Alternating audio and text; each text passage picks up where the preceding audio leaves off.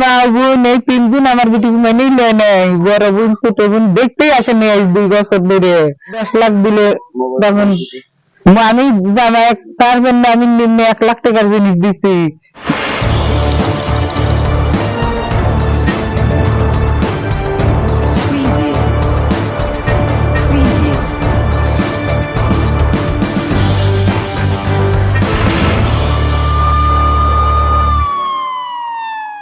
স্ত্রীকে নৃশংসভাবে হত্যা করে নিজেই গলায় দড়ি দিয়ে আত্মহত্যা করেছে স্বামী।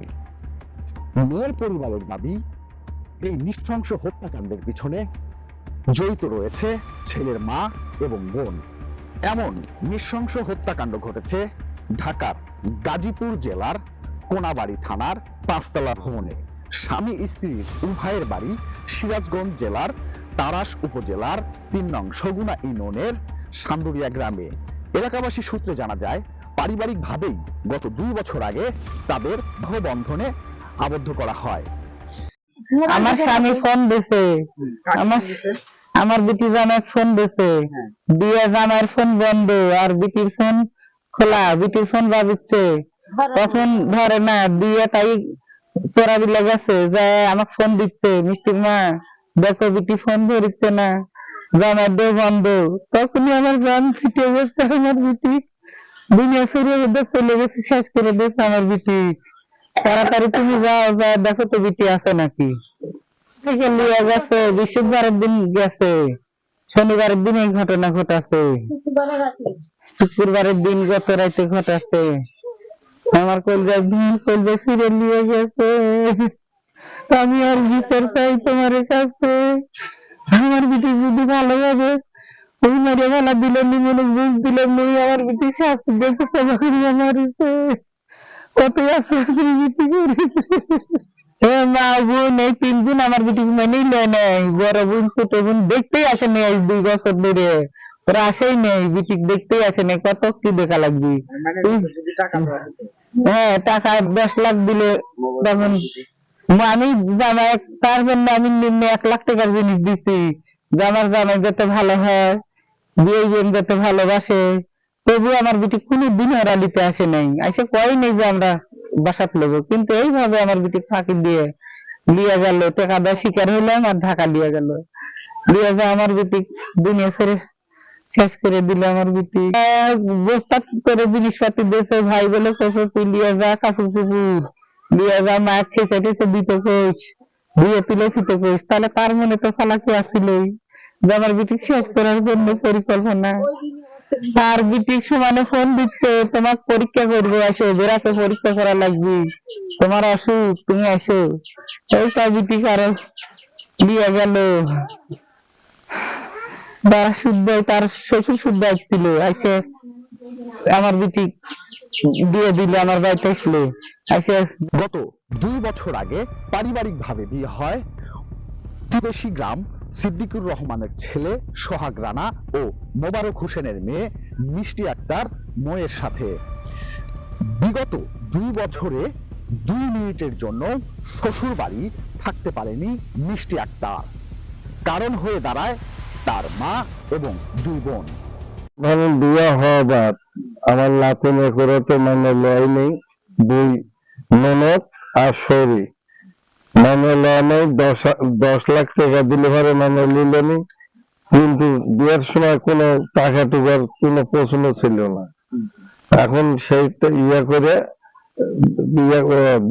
সালিশের মতো করে বিয়ে গেল, লিয়া যায় 1 পাক লিয়া যায়, মানে শেষ দিয়ে দিল আমার নাতি।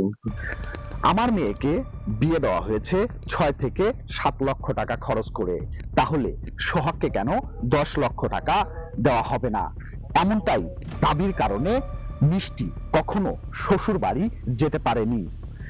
এলাকাবাসী সূত্রে আরো জানা যায়, এই যৌতুকের 10 লক্ষ টাকার জন্য নানা রকম ভাবে মিষ্টিকে এবং সোহাগকে মানসিকভাবে টর্চার করা হতো, এবং সেই সাথে আরো জানায় মিষ্টিকে সোহাগ প্রচুর পরিমাণে ভালোবাসতো, যার কারণে বাবা মার অবাধ্য হয়ে ঢাকার কোনাবাড়িতে ব্র্যাক ব্যাংকে চাকরি নেয় একটু শান্তিতে থাকার জন্য। চাকরির সুবাদে শান্তিতেই থাকছিল একটি পরিবার। হঠাৎ কি এমন ঘটলো যে স্ত্রীকে নৃশংসভাবে হত্যা করতে হলো সোহাগকে? আবার কি বা এমন ঘটলো দিতে হলো নিজের গলায় দড়ি? এমনটাই দাবি করছে সগুনা ইউনিয়ন সহ তারাস উপজেলার প্রত্যেকটা মানুষ। ছেলেপক্ষের দাবি ছিল 10 লাখ টাকা। আমরা বিচারে জরিমানার সিদ্ধান্ত করলাম যে এই টাকাটা দেওয়া হবে পর্যায়ক্রমে। এই বলে আমরা হয়তো গ্রামের মাথা মুরব্বী সবাই বসে সিদ্ধান্ত নিলাম। নেওয়ার পরে ছেলে হয়তো এই মেয়েকে এই তার শ্বশুর বাড়ি থেকে নিয়ে যায়। নিয়ে যাওয়ার পরবর্তীতে সে একটা চাকরি পায়, সে চাকরি নিয়ে গেল। নিয়ে যাওয়ার 3 দিনের পরই এরকম একটা অকারেন্স সে নিজেই করলো। করার পরে সে নিজেকে দান হত্যা করলো। সন্তান হারানোর বেদনায় কেঁদে কেঁদে ভারাক্রান্ত হয়েছে পুরো পরিবারটি। তাদের একটাই দাবি, সঠিক তদন্ত এবং সঠিক বিচার বিশ্লেষণ করে আইনের মাধ্যমে যেই অপরাধী হোক না কেন তার শাস্তি দাবি করছে পরিবার সহ পুরো এলাকাবাসী। এলাকাবাসীদের মধ্যে একজন নয়, অনেকজন ক্যামেরা দেখেই সামনে চলে আসে কথা বলতে, বিচার চাইতে। কি এমন ঘটনা ঘটলো যে স্বামী স্ত্রী উভয়কে হত্যা হতে হলো? এমনটাই দাবি করছে পরিবার সহ পুরো সান্দুরিয়া সহ পুরো তারাসবাসী। আমরা বিশ্বাস করি যে বাংলাদেশের আইন ব্যবস্থা, আইনের প্রতি আমরা শ্রদ্ধাশীল আছি। এই আইন আমরা বিশ্বাস করি যে আইন তার আইনের ব্যবস্থা গ্রহণ করে একটা সুষ্ঠু বিচার করবে। যদি আইনের টাকার বিনিময়ে, লেনদেনের বিনিময়ে যদি আইন তার সুষ্ঠু বিচার যদি আমরা না পাই গ্রামবাসী, তাহলে যদি কোনো অনাকাঙ্ক্ষিত ঘটনা ঘটে তাহলে তার দায়ভার আমরা এই জনগণ আমরা নেব না, এবং একটা অনাকাঙ্ক্ষিত ঘটনা ঘটতে পারে। তাই আমি উদাত্ত আহ্বান জানাবো যাতে এই আইনের মাধ্যমেই এই ভুক্তভোগী একটা সুষ্ঠু বিচার পায়। কি বলেন আপনারা? গাজীপুরের মেট্রোপলিটন পুলিশ কোনাবাড়ি থানার অফিসার ইনচার্জ মোহাম্মদ শাহ আলমের সাথে মুঠোফোনে কথা হলে তিনি জানান, ময়না তদন্ত চলছে, ময়না তদন্তর রিপোর্ট না আসা পর্যন্ত কিছুই বলতে পারছি না। আমরা যেতে চাইলেই মনে পড়ে যায় সেই তালাশ টিমের মঞ্জুরুল করিম ভাইয়ের একটি কথা, আজ চলে যাচ্ছি তবে যাচ্ছি না, হয়তো আবারও আসবো কোনো একটি ঘটনা, কোনো একটি অনুসন্ধান নিয়ে আপনাদের সামনে।